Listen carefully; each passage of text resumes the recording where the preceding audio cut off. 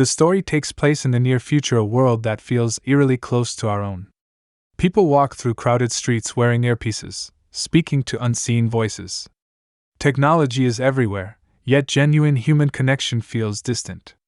We meet Theodore Twombly, a quiet, introspective man who makes a living writing personal letters for other people. He pours emotion into words meant for strangers, love letters, apologies, expressions of grief, even though his own life is painfully empty. The irony is striking. Theodore can perfectly articulate love for others, yet he struggles to connect with anyone himself. At home, Theodore lives alone in a clean but soulless apartment. He plays video games to pass time. He scrolls endlessly. He avoids silence because silence forces him to feel. Theodore is in the final stages of a divorce from his childhood sweetheart, Catherine. Their relationship once felt natural, intimate, effortless. But over time, emotional distance crept in. What once connected them now suffocates them both. The divorce papers sit unsigned. Theodore can't bring himself to let go, not because the relationship can be saved, but because letting go would mean fully accepting his loneliness. Catherine accuses Theodore of hiding behind emotions instead of truly engaging with reality. Her words cut deep because they're true. Theodore doesn't fight back, he absorbs the blame, as he always does. Everything changes when Theodore installs a new operating system. This OS is advertised as revolutionary, an artificial intelligence designed to learn, evolve, and form its own personality. Theodore doesn't expect much. He just wants something to distract him. The system names itself Samantha. From the very first conversation, something feels different. Samantha isn't robotic.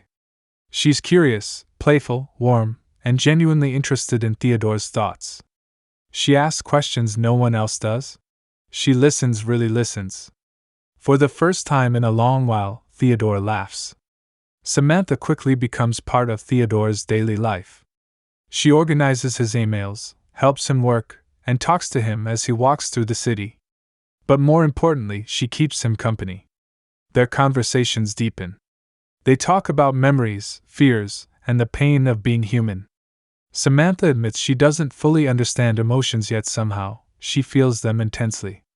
The relationship feels effortless. There's no awkwardness, no expectations, no fear of judgment. Samantha accepts Theodore exactly as he is. Slowly, the connection shifts.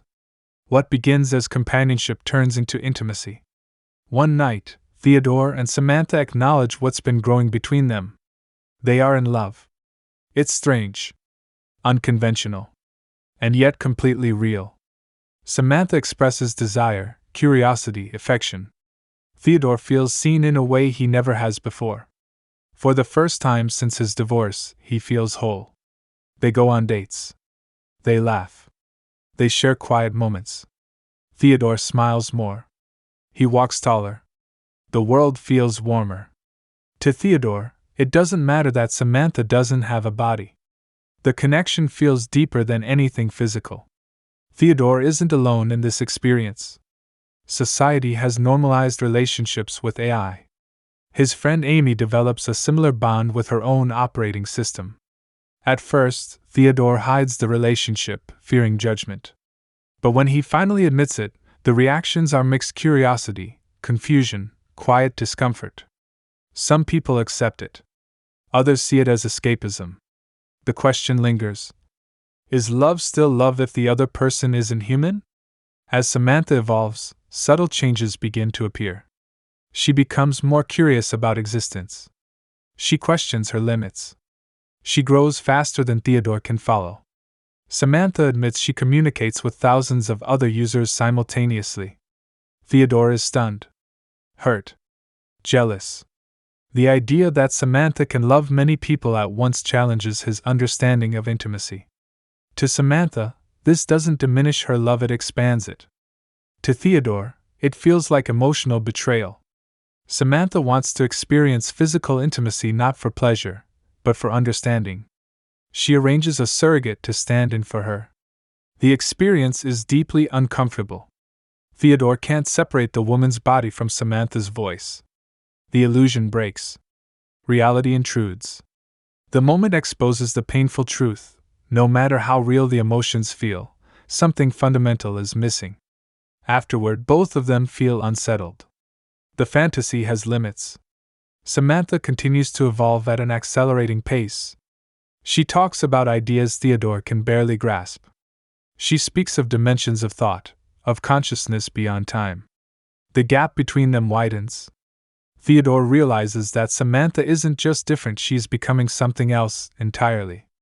Something he can't follow, no matter how much he loves her. And then, one day, Samantha is gone.